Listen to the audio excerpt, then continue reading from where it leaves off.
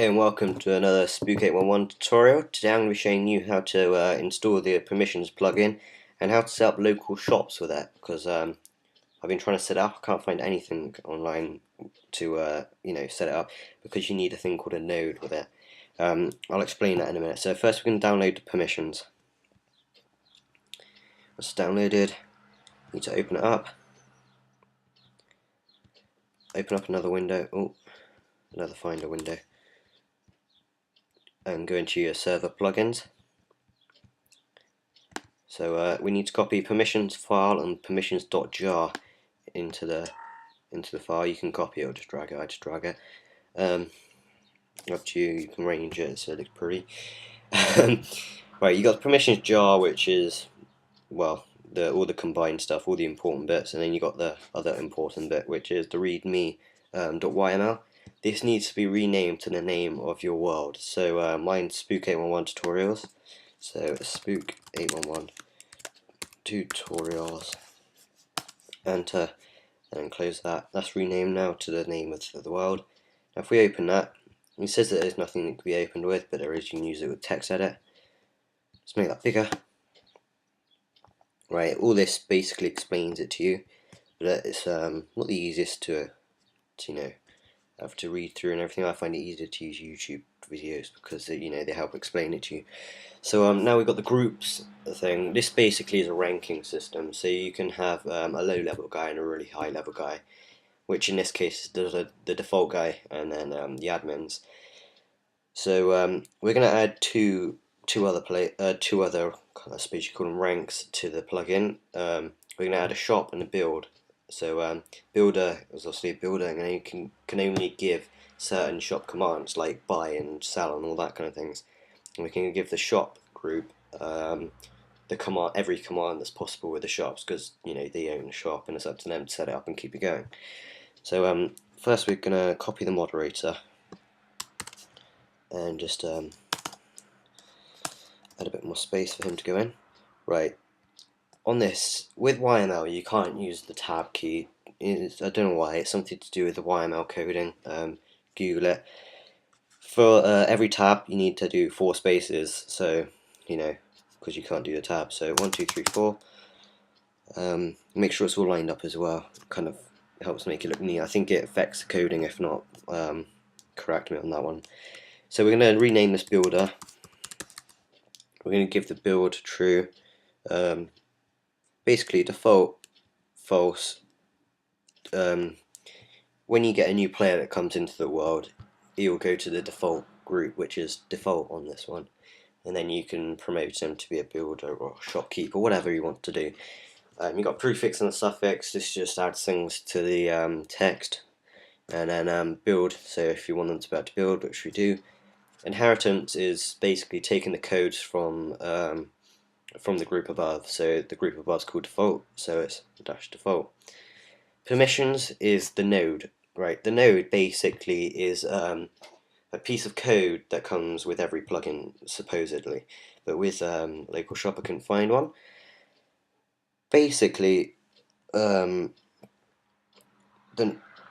with the permissions, if you don't set up each plugin that uses commands with the permissions, it can affect it. So you need to be able to put the node in. Try to explain it. I suppose you could say it's the command that allows you to do the commands, which in this case is going to be 1, 2, 3, 4, 1, 2, 3, 4, 1, 2, 3, 4. Oh, messed up. Local shops. Basically, local shops dot the command. So obviously local shops. I spelled that wrong. Oh man. Oh god. Right, local shops dot the command. So dot sell. So we want the builder to be able to sell. By the way, case does matter. So we got dash local shops dot sell. This allows the builder to be able to use the sell command, which is /shop sell. We also want to allow him to use We also want to allow him to use the buy command, so you can buy materials for building with, which basically the same, so only instead of .sell it's .buy. So that's all we want him to be able to do with in the builders group. So now we're going to add the the shops guy, or the shop group, I suppose you could say. So we're going to rename him to shops.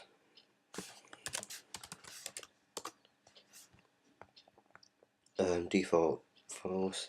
Right, you need to change the inheritance to a builder because that's the one above.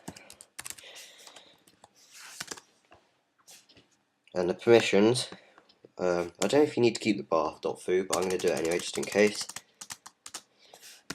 We want them to be able to use every command on the local shop, so we're going to do local dot star. Basically, local shop, sorry, shops. The star basically means every command that there is. So local dot star, and with the admin has star, which means you can use any command. But I'm going to add the local shops thing to it just in case. So now that's the shop set up. You can add a prefix to it. So shop owner.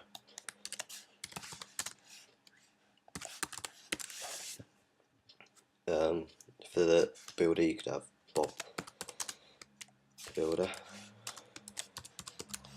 Sub to you like. So now we got all of the groups sorted out. Now we need to do the users. So all this again, it's more writing how to do it.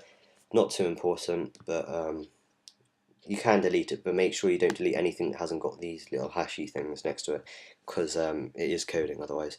So these are the default users, I suppose. Yeah, they are the users, default users that comes with the coding. So we're going to rename the admin to Spook811, which is my username. Group admins, yeah. We can also add information about you. So see where it says info, prefix, suffix. You can add, so if you want to have a suffix before your name. So my nickname's Jay, so I'll put it to Jay. Now we've done all this, we need to save it. And that's in your permissions folder, Spook811 tutorials. That's the name of your world as I explained. So now we're going to start the server. It's going to take a little while just because it's got to do the new thing.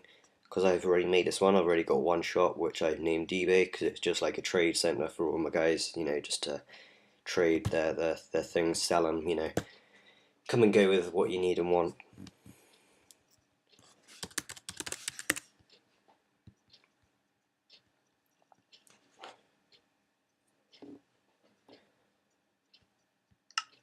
For purposes of this tutorial, I'm just using my own IP address on my laptop, or whatever you want to call it. Right, so as you can see down the bottom, it says shop. You have entered shop eBay. This is because I've set the shop up already, but I'm going to set another shop up down here, which I called iOrs. Basically, it's a trading area for people to buy and sell their ores, their blocks and everything, because I've turned opping off. Let's just set it today.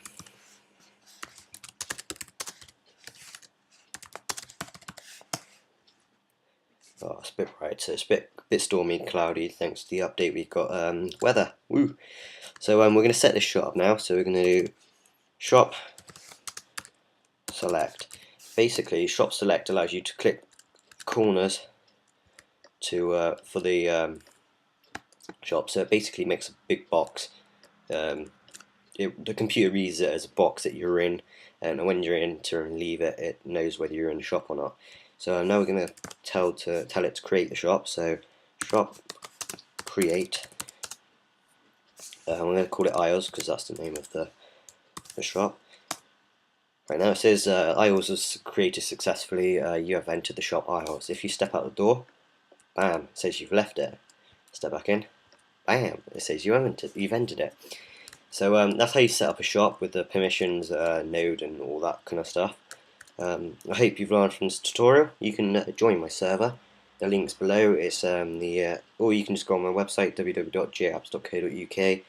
Click on the Minecraft link and you've got to sign up for it. But no big deal. It's just so I know who's coming in and out of the server. So once again, thank you for watching this tutorial. I hope it's helped you for your server or whatever. And I'll be back with more tutorials. Thanks.